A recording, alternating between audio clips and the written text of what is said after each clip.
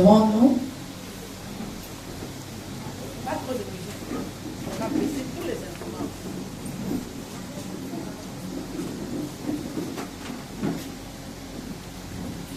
Sentinelle vigilante, qu'allait-il dans de la nuit? Ah, c'est correct? C'est bon avec ma voix? Je ne suis pas très haute? Ok, c'est bon alors. Si nous faisons les choses ensemble. Alléluia. Amen. Sentinelle vigilante, toi, chante. Laissez les cantiques, on va se débrouiller. Ça nous fait apprendre les cantiques, non? Ça nous fait apprendre les cantiques. Sentinelle vigilante, qu'allait-il dans de la nuit? Toi, chante.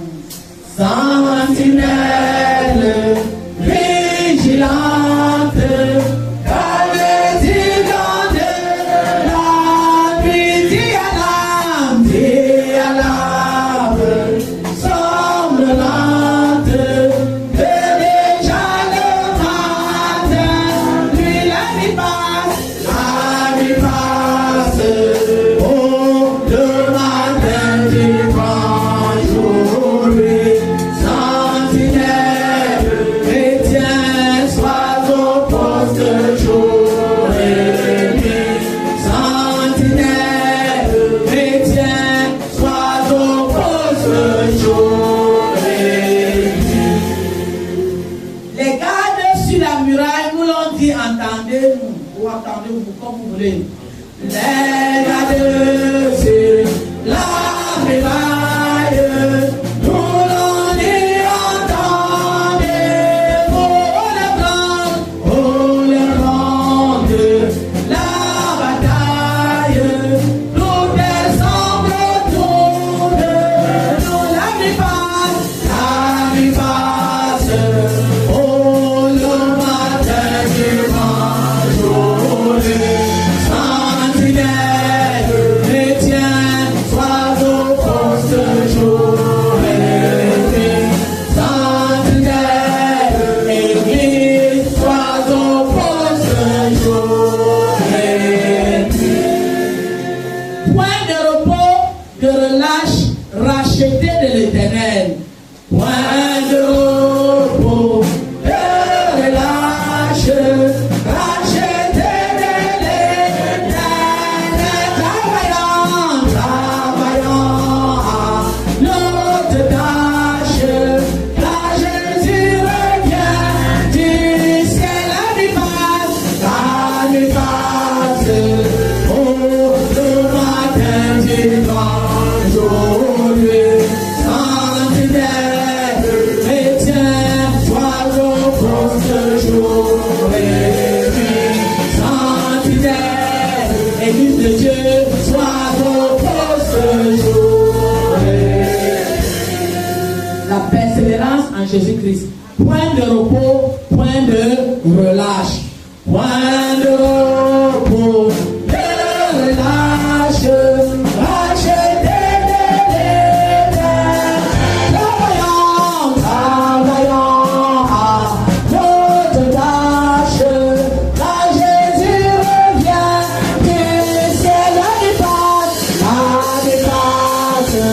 oh le matin du grand jour, lui, sentinelle, chrétien, sois au poste jour et nuit, sentinelle, chrétien, sois au poste jour et nuit, sentinelle, église, sois au poste jour et nuit, sentinelle, chrétien, sois au poste jour et nuit.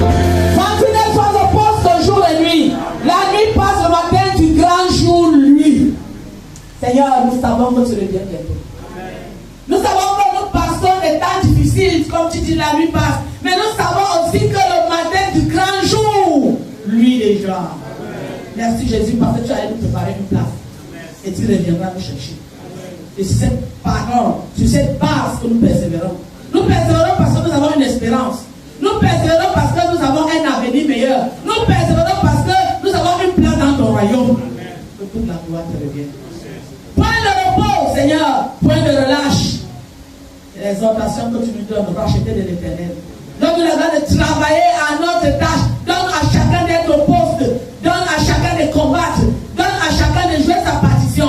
Donne à chacun de jouer son rôle. Au nom puissant de Jésus. Saint-Esprit, nous comptons sur toi. Tu nous as appelés sentinelles vigilantes. Donne-nous la grâce d'être vigilants, Saint-Esprit. Donne-nous la grâce de ne pas être tué par Satan, par ses suppôts et par ses agents. Au nom puissant de Jésus. Amen.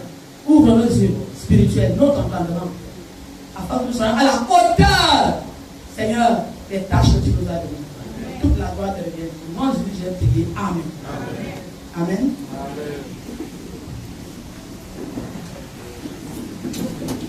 Alléluia. Amen. Timothée, Matthieu 24. Sache que dans les derniers jours, il y aura des temps difficiles, car les hommes seront égoïstes, amis de l'argent, fanfarons, hautains, blasphémateurs, rebelles à leurs parents, ingrats, irréligieux, ayant l'apparence de la piété, mais reniant ce qui en fait la force. Lis même la suite. Éloigne-toi de ces hommes-là. Point. Alléluia. Aujourd'hui, on se penche sur ayant.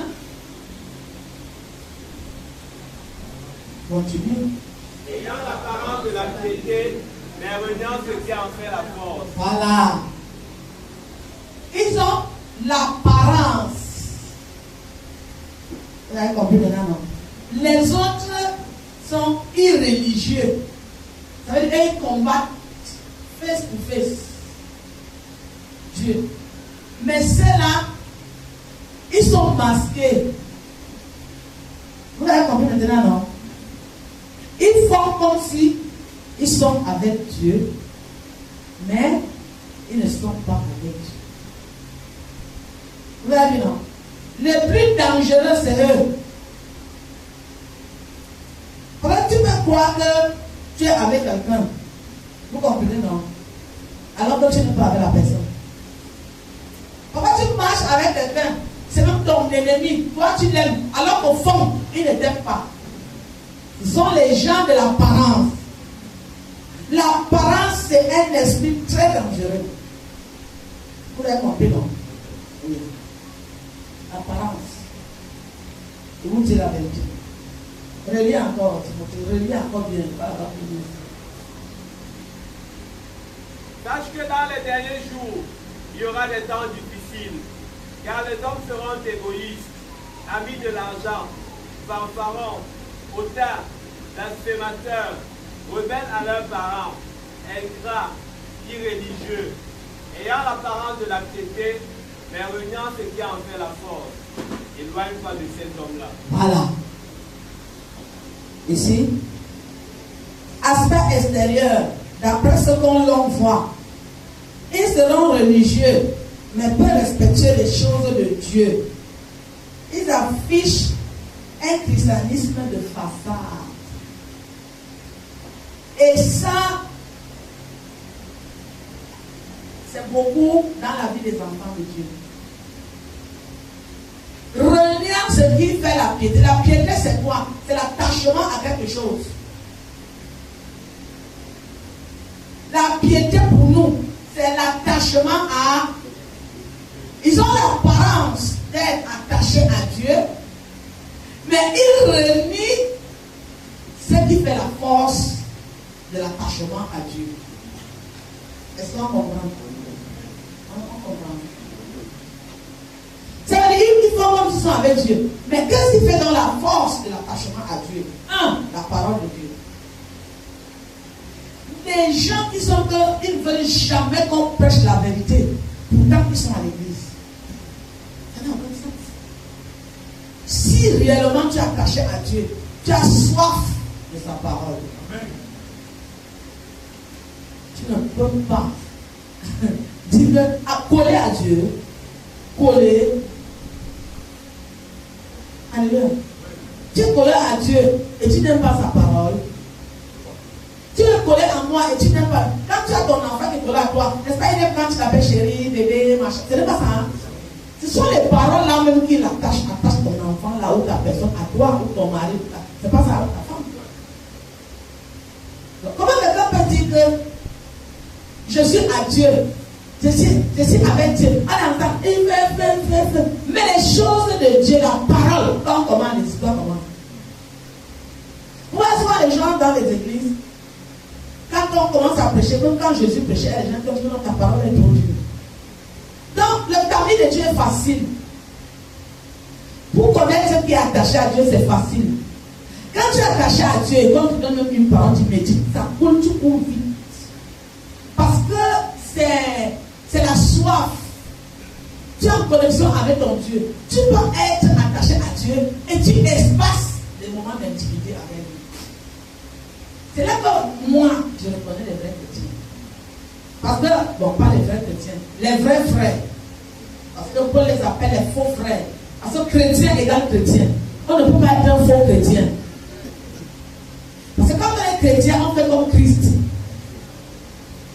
Elles sont comprenantes. Elles sont comprenantes.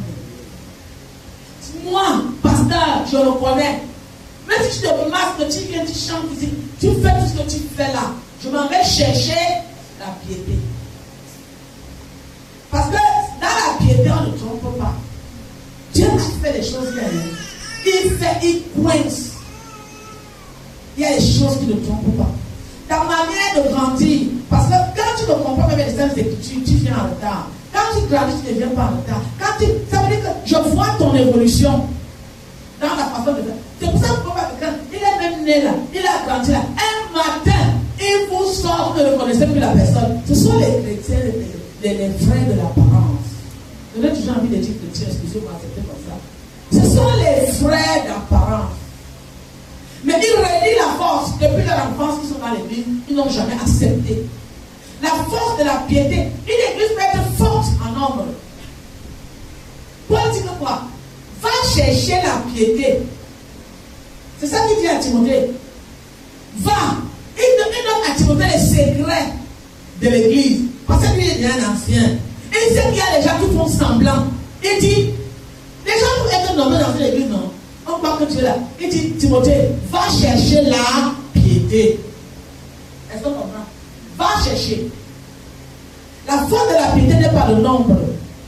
La force de la piété n'est pas l'argent. Une église peut être forte numériquement parce que l'union fait la force. Une église peut être forte financièrement parce que si tu as des boss dans l'église, ils vont en donner l'argent. Il dit, la force revient à l'attachement à Dieu.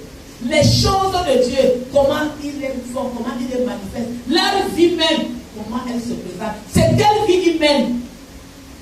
Où est la différence entre celui qui est irréligieux? Alléluia. Quelle est la différence? Vous avez vu comment Dieu a mis les calmes dans les envies? Vous avez vu maintenant, non? Donc tu ne peux pas tromper Dieu. Tu ne peux pas. Et puis il faut arrêter de dire que les gens vous jugent. Ou que les gens nous jugent. Lis Ésaïe 55, verset 11. Pour voir. Ésaïe 55, verset 11. Ainsi en est-il de ma parole qui sort de ma bouche. Elle ne retourne point à moi sans effet, sans avoir exécuté ma volonté et accompli mes desseins. Pourquoi? Ainsi en est-il de ma parole qui sort de ma bouche. Oui. Elle ne retourne pas à moi sans effet. Elle ne retourne pas à moi sans effet. Alors vas-y. Sans avoir exécuté ma volonté et accompli mes desseins. Sans avoir exécuté ma volonté et accompli mes desseins. Qui t'a dit? Parce qu'il connaît. Il dit que quand sa parole sort, sa parole accomplit. Ça veut dire quoi? La parole de Dieu elle-même sort avec le jugement. Amen. Parce que les gens restent, on nous marginalise. Si ne cassez pas la tête, Dieu a fait ces choses, il a codé. Personne ne te juge parce que personne ne peut te condamner. Qui peut te condamner? Il n'en peut te condamner. Il dit, ils ont l'apparence. Mais moi je les connais. parole sort, elle sort avec le jugement. Il dit quand ma parole sort, elle ne rentre pas en moi. Il dit, plus on est même que la pluie ou la neige, je crois, le 10, tu as lu le 11, non? Le 10. Verset 10. Comme la pluie et la neige descendent des cieux, Écoutez. et n'y retournent pas sans avoir arrosé, fécondé la terre, et fait germer les plantes, sans avoir donné de la semence au semeur, et du pain à celui qui mange, ainsi en est-il de ma parole, qui sort de ma bouche. Alléluia. Quand les planteurs, là, quand ils attendent la pluie, n'a pas la pluie, les choses ne marchent pas au champ. Dès que tu déclenches, ça déclenche aussi chez eux. On commence à planter, on dit on attend la pluie pour faire ceci. Il dit c'est la même chose. Ça veut dire que Dieu contrôle chaque chose. Il dit quand ma parole sort, elle ne peut pas rentrer chez moi sans poser un jugement. Celui qui croira et qui sera baptisé sera. Celui qui ne croira pas sera. C'est pas moi. Ce n'est pas. Donc, si tu es à l'église, tu es dans l'apparence, tu t'ennuies. Quand la parole de Dieu sort, bang, apparence. C'est pas moi. Apparence. C'est moi. Elle accomplit le travail qu'elle accomplit dans la vie de ceux qui sont apparents. Hein? La mienne est d'or.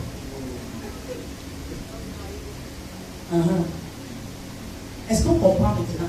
Moi, je pense que ça ne sert à rien de faire tout ça. Il faut être vrai devant Dieu, ça ne sert à rien. Parce que Dieu a fait ces choses. Il a mis l'homme, c'est vrai, mais lui-même, il a mis ses épaules, il calme. Vous avez dit non? Il calme. Ma parole, parce que quand on nous juge, personne ne peut nous juger. La parole de Dieu, elle nous sort avec le jugement. Voilà ça. Il faut le le verset là. Elle accomplit avant de rentrer chez Dieu pour montrer que tu es Dieu. Donc tu peux refuser même comme moi, pasteur, de prêcher une parole. Ça me regarde. Dieu sait qu'elle est déjà sortie. C'est dans sa parole. Dans sa Bible. Donc je peux choisir ta misère, faire ce que je veux, donner une orientation à l'église que Dieu m'a confiée. Ça n'engage que moi. Quand vous allez voir dans l'Apocalypse, il dit écrit à telle église. Mais ça dit à chaque église sa chose. Est-ce que c'est quelqu'un qui lui dit? C'est pour ça que nous devons prêcher toute la parole de Dieu. Nous positionner les fidèles. Et au lieu que nous soyons des chrétiens astucieux, comme Paul a dit, j'ai beaucoup aimé. C'est ça l'apparence. Nous sommes dans les astuces. Nous faisons semblant d'être avec Dieu. Alors que nous ne sommes pas. Nous ne consolons même pas les témoignages. Dieu fait tomber la pluie sur les bons et les méchants. C'est vrai. Mais comment ça tombe sur le bon et comment ça tombe sur le méchant? Quand la pluie tombe là, ça tombe sur le bon et les méchants. Ça tombe comment sur le bon? Salomon 8, tu as vu. Ça tombe avec un jugement sur le méchant. Ou ça tombe, vous voyez non, ça tombe sur le bon et le méchant. Mais ça tombe comment? La bénédiction de Dieu est là. Mais ça vient comment? Il y a des bénédictions qui nous viennent pour t'éloigner de Dieu. Ah oui, parce que Dieu dit que je peux te donner quelque chose qui ne te sert pas. Ouais, non. Et il dit que ces gens-là sont dans le camp de l'iniquité. Ils sont dans le camp de l'iniquité, pourquoi? Parce qu'ils ne vont jamais parvenir à la vérité. Et ils n'aiment pas la parole. Et ils n'aiment pas les choses de Dieu. Tu ne commentes pas. Moi, je dis que ce n'est pas possible qu'on dise à un chrétien, commente la vidéo pour que les autres prennent ta. Tu t'assois tous les jours pour faire quoi? On t'arrose pourquoi? Même quand tu fais un champ, après on mange les fruits du champ. C'est pas ça? Tu es en train de dire quoi? Tu es en train de présenter ce que tu es. Même si tu prêches même des malades et qu'on guérisse, Dieu peut se suffire, il peut faire ça. Même pour te voiler, pour que tu crois que tu es sur le droit chemin, alors que tu n'es pas sur le droit chemin. Ce qui montre que quelqu'un est avec Dieu, c'est sa consécration. Au fond, quoi? Sa dévotion, son abnégation. Renoncer à soi-même. C'est ça l'abnégation. Tu renonces, tu fais fi de toi-même. Voilà les choses qui montrent que tu es attaché à Dieu. La sanctification. Tu renonces au péché. Et tu manges, tu délectes les tes écritures et tu médites. Parce que quand on nous donne 2 travaux à faire, nous voyons bien la différence. Je dis, j'ai travaillé pendant 15 ans. J'étais, dites-moi, jusqu'aujourd'hui. J'étais toujours dans mon poste à l'église et je suis allé de croissance en croissance par la grâce de Dieu.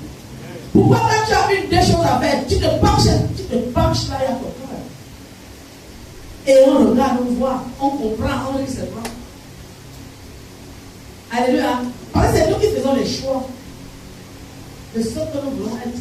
Qu'est-ce qu'il dit par la suite? Il dit, éloigne-toi de ces gens-là. C'est pas ça que tu as lu. Éloigne-toi. Éloigne-toi d'eux. Je peux être avec toi, mais je ne suis pas proche de toi. Ça va pas ça. Les irréligieux là, ils sont avec nous à l'église. Est-ce qu'ils sont avec nous? Donc, même tes amitiés, même les choix des gens avec qui tu marches, montre si tu es dans l'apparence. Parce que quand tu marches avec quelqu'un, vous avez des causeries. Il y a des causeries que tu ne peux plus supporter quand tu as avancé avec Dieu. Alors vous ne pouvez pas toujours marcher ensemble et vous ne causez pas. Vous êtes attachés parce que vous faites les mêmes choses. Vous voyez un groupe de 2, de 3. Même si vous voyez l'autre là, il est peut-être plus masqué que l'autre. Est-ce qu'on comprend? Il est peut-être plus masqué. Tout ça, quand je vois vos amitiés, je classe, je comprends que vous êtes pareil. Vous allez faire comment? Comment vous entendez? Il dit, pourquoi il n'a pas dit à Timothée, il faut évangéliser les gens là? Mais il faut le dire, non? Pourquoi il n'a pas dit que tous ces édicts là, il faut les évangéliser? Donc on peut faire l'évangélisme. Pourquoi on n'a pas évangélisé? Pourquoi Jésus n'a pas évangélisé Judas? Il n'était pas Jésus. Il n'a pas la foi d'évangéliser Judas. Pourquoi Élisée n'a pas évangélisé Satan? C'est donne ta vie à Jésus. Mais je vous dis, pourquoi? Donc vous voyez qu'il n'y a que Satan et Judas, les deux, qui vont aller en enfer. Il n'y a que les deux. On va venir dans une autre version, on va comprendre s'il n'y a que les deux. Il n'y a que les deux. Hein. Vous l'évangélisez, peut-être. Non, Dieu dit que, Paul dit, l'apôtre Paul dit à son fils Timothée, éloigne-toi de ces gens. Il y a les gens qui ne l'évangélisent pas ou plus. Quand tu as identifié les éthiques, ça ne sert à rien. Parce qu'il y a aussi ce que Dieu reprouve. La Bible se complète. Pourquoi ils n'ont pas dit? Il dit à Timothée, laisse les gens là, laisse-les. Pourquoi?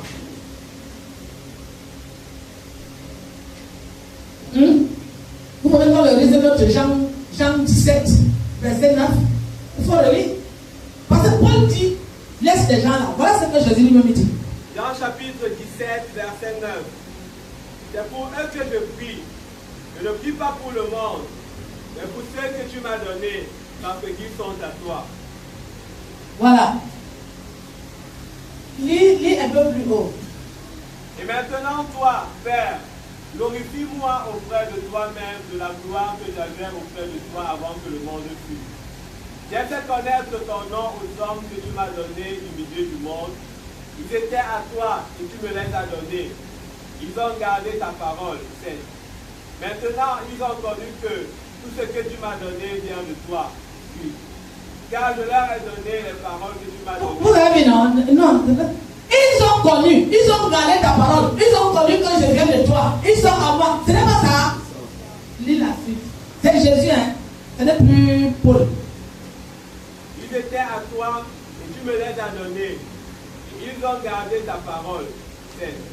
Maintenant, ils ont connu que tout ce que tu m'as donné vient de toi. Car je leur ai donné les paroles que tu m'as données. Ils les ont reçues. Ils ont vraiment connu que je suis sorti de toi. Ils ont cru que tu m'as envoyé. C'est pour eux que je prie. C'est pour eux que je prie. Alléluia. C'est pour eux que pour ça que je viens de définir en haut là. Ceux qui écoutent ma parole, ceux qui ont accepté, ceux qui te connaissent, c'est pour eux que il faut lire. C'est pour eux que je prie. Je ne prie pas pour le monde. Je ne prie pas pour le monde. Mais pour ceux que tu m'as donné. Mais pour ceux que tu m'as donné. Parce qu'ils sont à toi. Parce qu'ils sont à toi. Alléluia. Vous voulez, c'est qui parlait là? C'est la dernière prière, le rapport de Jésus. Ça veut dire Jésus est né. Alléluia. Il dit, c'est pour eux que je prie. Je ne prie pas pour le monde. C'est Jésus, hein? Il est en train de faire son rapport. Ça veut dire qu'il est né, il a grandi, il a fait le ministère. C'est la plus grande prière de Jésus à son Père. Parce que le Notre Père, il nous l'a enseigné. Mais ici, il fait la prière. Il n'y a pas une autre prière dans la Bible que Dieu appelle à son Père de cette manière. Il lui fait le rapport et donne les conclusions. Il dit, tu m'as envoyé. Moi, j'ai péché aux gens. Il y a ceux qui ont accepté. Il y a ceux qui n'ont pas accepté. Je ne prie pas pour ceux qui n'acceptent pas. Et si tu suis, il va dire, même pour ceux qui vont accepter, ma prière a de la valeur aujourd'hui. Je prie même pour ceux qui vont croire demain. Je ne prie pas pour ceux qui ne croient pas. Hein? C'est Jésus. Il a fait et donné ses conclusions. Vous pensez que l'enfer c'est qui? Hein? Paul dit, éloigne pas les gens. Non, il va évangéliser. Dieu est bon, il est bon. C'est moi qui parle là. C'est moi qui ai créé les enfers. Ne définissez pas un Dieu qui n'est pas Dieu. Hein? Amen. Vous ne pouvez pas définir un Dieu que vous avez créé, et puis vous mentez, et puis vous trompez même les fidèles, et puis on raconte n'importe quoi aux gens. Là, c'est Jésus qui parle. Pourquoi Jésus vient segmenter les gens ici là? Pourquoi il fait différent? Il dit, je ne prie pas pour eux. Je te dis, mon Père, ma prière ne les atteint pas. Il a mis une scission, il a fait une barrière, il a dit, voici ceux-là, et je te les remets. Et même ceux qui vont venir croire après moi, je prie pour eux. Je ne prie pas pour les incrédules. Écoutez, maintenant, Dieu, c'est tout le monde. Oui, Dieu aime le pécheur, mais il n'aime pas le péché. Si Dieu t'accepte, éloigne du péché. Mais tu ne peux pas vouloir venir avec Dieu et continuer à vivre comme avant. C'est un mensonge. Alléluia. Et c'est le verset, le thème qui nous a donné. Lis la suite de Matthieu, tu lis souvent Matthieu 24, 12, non? Lis le 13, parce qu'on descend déjà. Lis le 13. Matthieu chapitre 24, verset 13. Mais celui qui persévérera jusqu'à la fin sera sauvé. Relis encore. Mais celui qui persévérera jusqu'à la fin sera sauvé. Non. Alléluia. Amen. Vous voyez, non? Il dit mais, parce que la parole, il change. Mais, celui c'est quoi? En français, en grammaire, celui c'est quoi? Hein? Un pronom démonstratif. Applaudissez pour Timothée. C'est quoi l'applaudissement?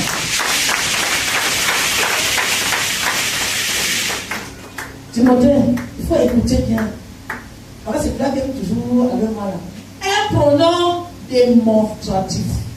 Dans notre type, celui qui persévérera jusqu'à la fin sera sauvé. Qui désigne la personne ou la chose dont il est question dans le discours? Il est question de qui? De ceux qui persévéreront jusqu'à la fin. On n'a pas écrit ça. Hein? On n'a pas circonscrit ça.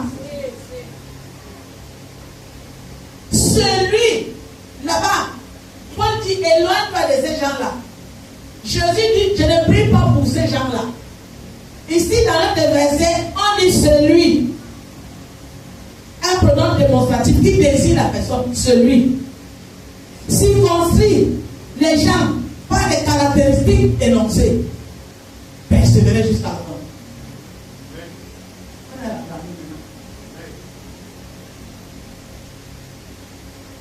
Vous dites quoi? On ne perd pas le salut. On ne perd pas le salut. Il faut. Moi je dis, je ne sais pas, c'est en français quand même. Hein? Délimite qualitativement un ensemble de personnes ou de choses. Délimite qualitativement. La qualité, si c'est quoi? La persévérance jusqu'à la. Pas ça. Je vous le lis. Celui un pronom démonstratif qui désigne la personne ou la chose dont il est question dans le discours. Ça. Circoncis les gens. Ouais, non. Pas les caractéristiques énoncées. Donc il y a déjà une définition qui fait que Ce n'est pas tout le monde. Exemple, le pasteur à la réunion avec les anciens. Si tu n'es pas ancien, tu vas venir. Non. Sérieux, tu vas venir. C'est la même chose au ciel. Non, on n'aura pas. Si tu pourras tirer ton grade, tu crois pourquoi?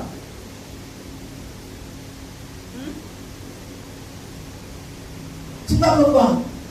Parce que quand tu dis non.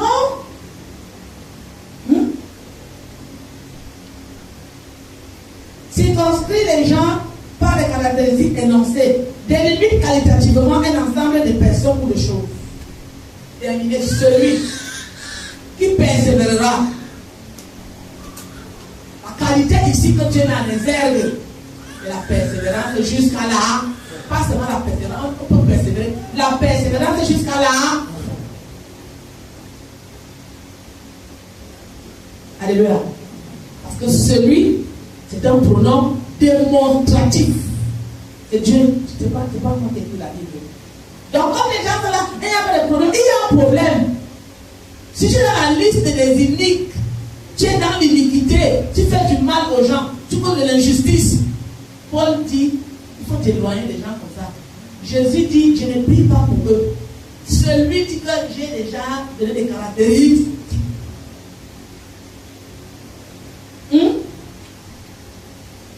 Et comment? Tu n'as pas compris. Persévérer, persister, demeurer, ferme et constant dans les décisions. Le chrétien doit persévérer. Il doit résister, il doit ferme et constant dans ses décisions. Ce n'est pas que tu dis oui aujourd'hui, demain tu dis non, après demain tu dis pas. Non, il faut savoir pourquoi tu as fait.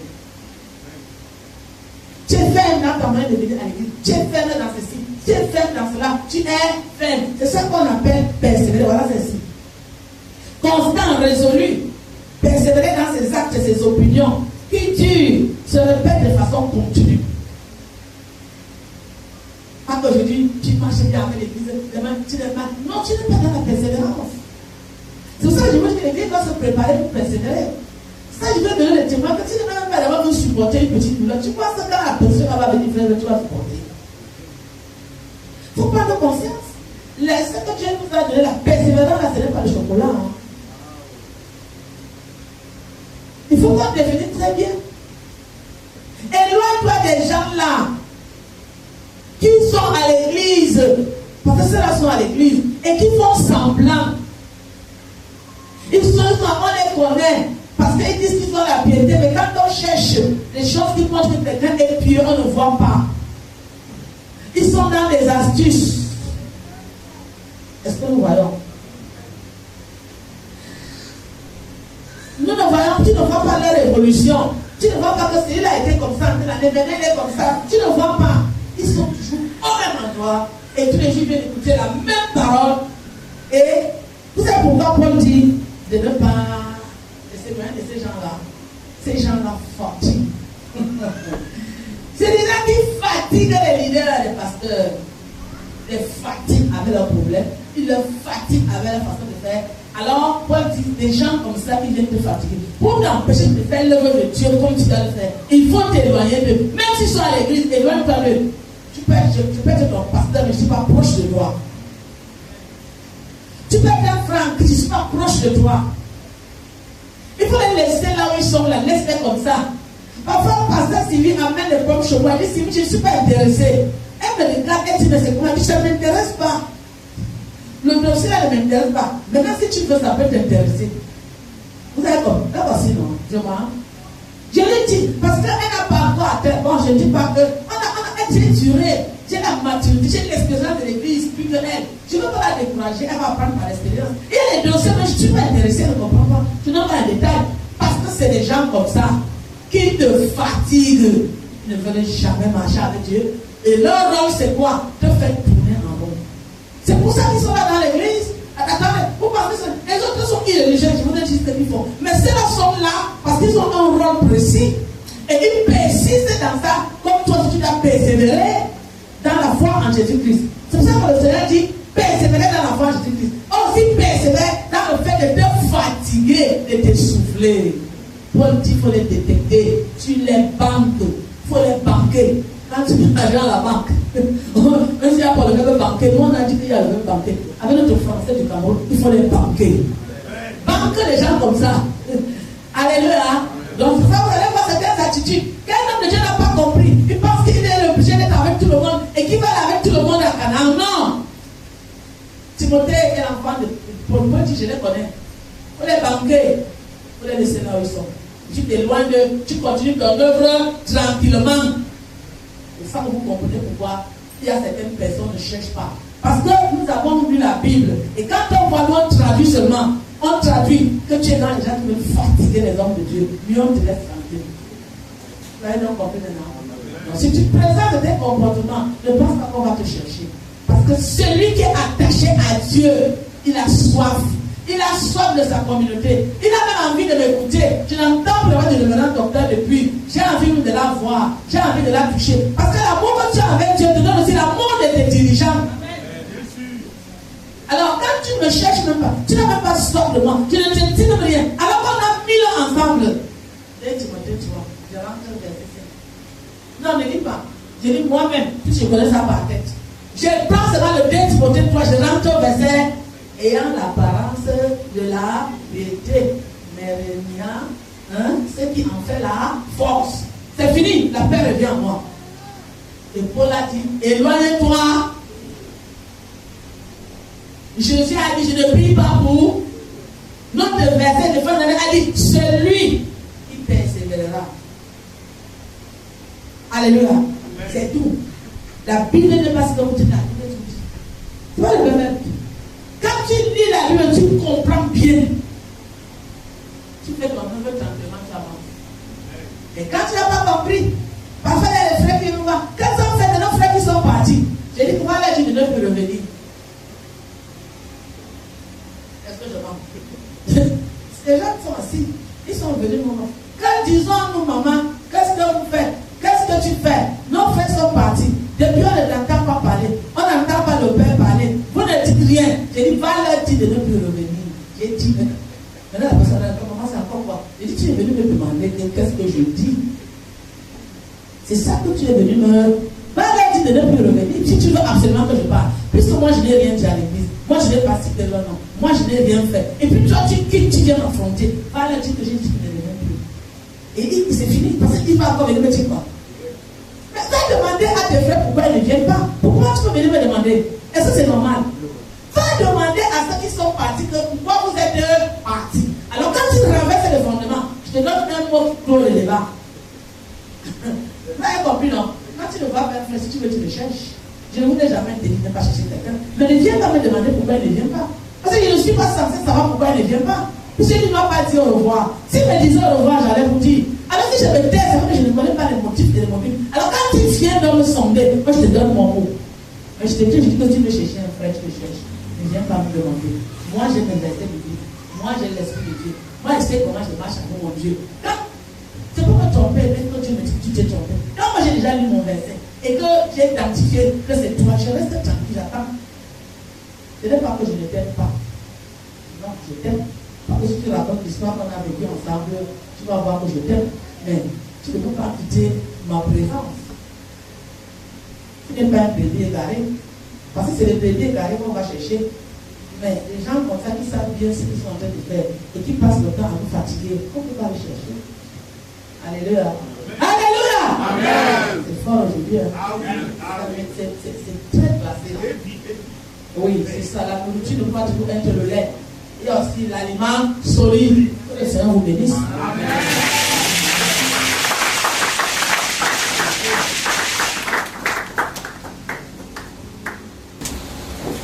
Alléluia. Merci de beaucoup prier pour la parole. Seigneur, nous te bénissons et te glorifions parce qu'en ce matin, tu as plu de te révéler à nous. Et nous nous faisons comprendre qu'il y a des personnes qui, dans ta maison, ont décidé de revêtir des apparences. Et en ce jour, tu nous invites à aller rechercher la piété. Reconnaissons, Seigneur éternel, qu'il ne suffit pas de ressembler à des personnes qui s'attachent à Dieu, de ressembler à des personnes qui aiment le Seigneur sans véritablement produire des résultats. En effet, tu nous as dit, si nous sommes attachés à Dieu, il y a quelque chose qui devrait nous caractériser, l'amour pour ta parole. Éternel notre Dieu, nous reconnaissons que par le fait que nous avons coupé l'intimité avec toi, que nous avons, Seigneur, négligé ta parole, voilà un signe que nous nous sommes éloignés de toi. Et nous te supplions en ce jour de nous pardonner et de nous ramener à toi. Éternel notre Seigneur, tu nous as enseigné qu'à la réalité, il y a des personnes que l'on devrait abandonner, des personnes dont on devrait s'éloigner. Seigneur, tu nous as dit, on ne peut pas faire s'attacher à tout le monde. Dieu Tout-Puissant, nous élevons nos voix vers toi pour te prier en te disant, reconnaissons aussi qu'il y a des choses que nous devons décider en nous-mêmes. Accorde-nous la grâce éternelle d'accepter que ta parole nous détache de notre mauvais caractère. Et accorde-nous également la grâce, Père éternel, lorsque nous avons vu dans ta maison des personnes qui semblent, Seigneur, montrer des signes d'attachement à toi, mais qui véritablement te renient, donc de savoir prendre nos distances. En réalité, on le dit souvent, qui s'assemble se ressemble. Nous refusons, Père éternel, mon Dieu, mon roi, que notre mauvaise nature nous rapproche, éternel, mon Dieu, mon roi, de ceux qui ont refusé de s'attacher à toi. Accorde-nous la grâce de nous laisser transformer par toi et donne-nous également, Père, de nous accepter, Père, ce détachement, cette scission avec ceux-là qui ne veulent pas te servir, ceux qui ne veulent pas marcher avec toi. Nous prions en ce jour éternel, mon Dieu, et te demandons un cœur pur. Dieu Tout-Puissant, tu nous as invités en ce jour à la persévérance avec toi, Père, à la persévérance jusqu'au bout, à la fermeté, Seigneur éternel, mon Dieu, dans nos décisions, à la fermeté, à la constance dans la marche avec toi. Et nous te supplions ce jour, Père, de faire de nous des personnes fermes, pas des personnes qui chancellent, mais des personnes éternelles qui au fil du temps évoluent et qui portent le fruit de la repentance.